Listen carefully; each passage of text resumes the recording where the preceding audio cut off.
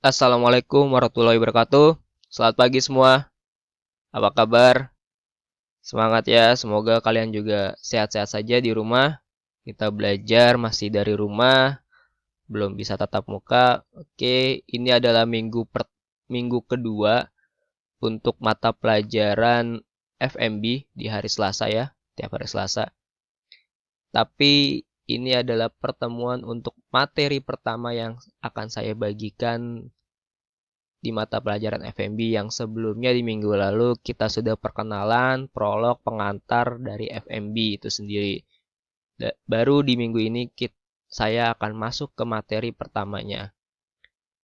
Oke, buat kalian yang ingin mempersiapkan buku catatan serta penanya dipersilakan. Mungkin ada paparan-paparan dari saya di presentasi video ini yang nantinya menjadi bahan tambahan buat kalian. Walaupun di lampiran e-learning saya sudah melampirkan sebuah modul tentang materi minggu ini juga, tapi mungkin ada beberapa paparan di luar dari materi tersebut yang akan saya presentasikan di video ini. Jadi monggo jika ingin dipersiapkan dulu buku catatannya sebelum kita masuk ke materi. Oke, kita masih berbicara tentang FMB. FMB dalam definisi umumnya, itu dikenal sebagai sebuah bidang usaha yang menyajikan akan kebutuhan dari jasa pelayanan makanan dan minuman. Perlu digarisbawahi ya. Secara umum, FMB itu adalah sebuah bidang yang menyediakan kebutuhan akan jasa pelayanan makanan dan minuman yang dikelola secara komersil untuk diperjualbelikan. Jika kita bicara tentang konsep hotelnya, FMB adalah suatu departemen yang memiliki tugas dan tanggung jawab atas kebutuhan jasa pelayanan makanan minuman yang ada di hotel. Itulah yang dimaksud dengan FMB departemen.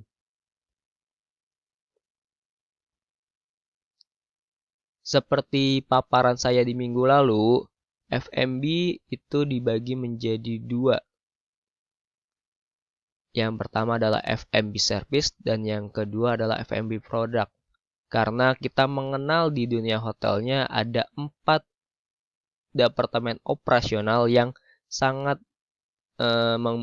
memegang peran penting di operasional hotel. Yang pertama adalah housekeeping, yang kedua adalah front office, dan yang ketiga serta yang keempat adalah departemen FMB, yaitu FMB service dan FMB product. Di materi kelas 11 untuk FMB sendiri kita fokus interestnya adalah di FMB product. Mungkin nanti kita ketemu lagi di kelas 12, kita akan fokus interestnya di FMB service. Oke, kita fokus ke FMB product. Jika kita bicara tentang FMB product, kita pasti akan bicara tentang ruang lingkup kerjanya, yaitu dapur atau kitchen, yang menjadi salah satu penerapan sanitasi lingkungan di FMB product itu sendiri. Kitchen atau dapur memiliki definisi secara bahasa atau harfiahnya adalah suatu tempat yang biasanya itu ada di dalam rumah yang memiliki fungsi untuk melakukan suatu aktivitas pengolahan dan penyediaan bahan makanan sebagai bahan pangan untuk di keluarga itu sendiri, untuk keluarga sehari-hari ya. Kalau kita bicara tentang harfiahnya. Tapi kalau kita bicara tentang industri FMB-nya, kitchen sudah pasti adalah suatu tempat yang digunakan sebagai tempat mempersiapkan, mengolah, dan menyajikan bahan makanan mentah hingga siap dihidangkan untuk tamu-tamu restoran atau tamu-tamu yang akan menerima jasa pelayanan makanan minuman itu sendiri di industri F&B.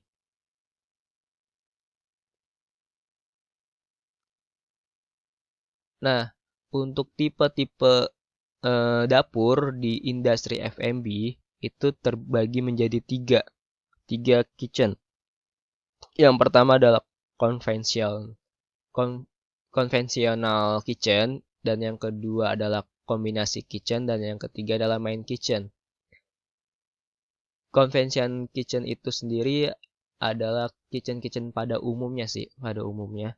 Jadi seperti restoran pada umumnya yang memiliki kitchen dengan fungsi untuk menjalankan segala operasional F&B yang ada di restoran tersebut.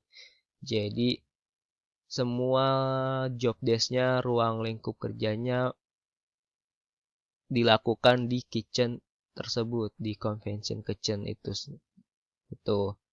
Lalu kombinasi kitchen adalah kitchen atas gabungan dari beberapa kitchen atau beberapa kegiatan operasional kitchen. Jadi kenapa dibilang kombinasi kitchen? Karena kitchen tersebut adalah gabungan dari kitchen persiapan, kitchen pengolahan, serta kitchen finishing.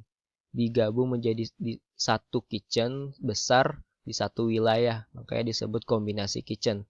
Lalu yang ketiga ada main kitchen. Main kitchen ini kitchen utama yang memiliki tanggung jawabnya masing-masing secara spesial, secara utamanya. Jadi tidak melakukan job desk lain selain job desk-nya dia. Itulah yang disebut dengan main kitchen.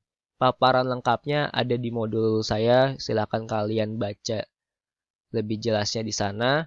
Saya hanya fokus ke poin-poinnya saja untuk tipe-tipe kitchen itu sendiri.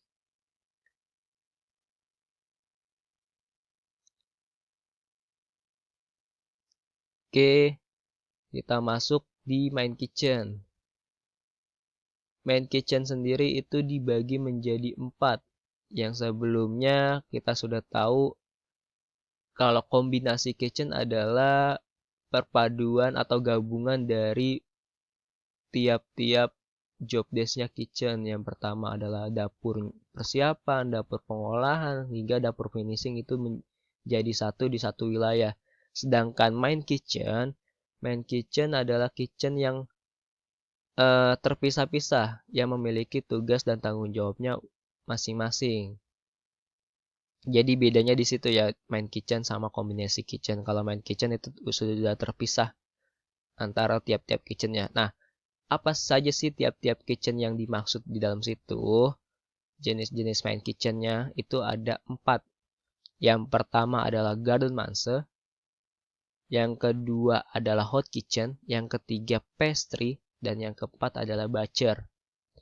Garden manse sendiri biasa kita sebut dengan cool kitchen, kitchen dingin, di mana dapur ini adalah dapur yang mengolah serta menyiapkan untuk makanan-makanan dingin, yang biasa kita bilang itu makanan pembuka atau appetizer.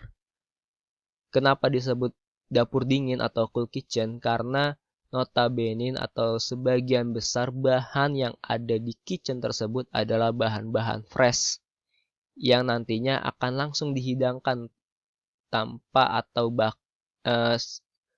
dengan sedikit atau tanpa sama sekali teknik pengolahan di dalamnya. Maka dari itu dapur tersebut harus memiliki suhu di bawah suhu ruangan agar menghindari kontaminasi suhu yang terjadi di bahan makanan mentah.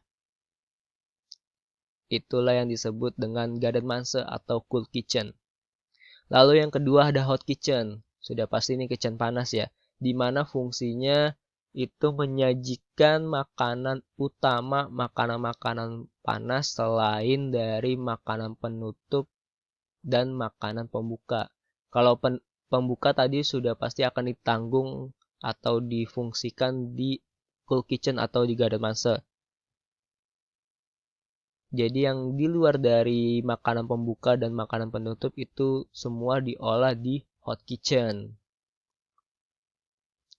Lalu yang ketiga ada pastry. Pastry ini adalah dapur yang menyajikan makanan-makanan dengan jenis atau identiknya dengan cita rasa manis, yaitu adalah makanan penutup atau yang bisa kita sebut dengan dessert. Jadi produknya sudah terlihat ya pemetaannya. Kalau di Gadamansa itu produknya mungkin lebih besar di appetizer, lalu di pastry itu produknya adalah hidangan penutup atau dessert, lalu di hot kitchen sendiri mengolah semua hidangan kecuali untuk hidangan appetizer dan juga dessert. Itulah hot kitchen. Nah, pastry sendiri itu terbagi menjadi dua ya. Yang pertama adalah pastry kitchen dan yang kedua adalah bakery kitchen. Untuk pastry sendiri sudah pasti adalah itu produk pastry, produk cake, coklat dan semacamnya. Sedangkan bakery adalah produk roti. Bisa dipahami ya sampai sini ya. Semoga kalian bisa memahami materi yang saya berikan untuk di Main Kitchen ini karena sangat berperan penting ketika nanti kalian mungkin bakal terjun di PKL dan kebetulan ditempatkan di F&B Product. Ini akan menjadi bekal buat kalian. Lalu yang terakhir ada kitchen batcher atau yang biasa disebut kitchen persiapan, di mana kitchen tersebut adalah kitchen yang menangani semua persiapan atau kebutuhan yang diperlukan oleh kitchen Gadamansa maupun hot kitchen dari segi protein. Dari segi proteinnya. Jadi ia mempersiapkan segala kebutuhan ayam, ikan, seafood yang bakal nantinya digunakan di cold kitchen atau Gadamansa dan juga di hot kitchen. Itulah yang dimaksud dengan batcher kitchen atau dapur persiapan.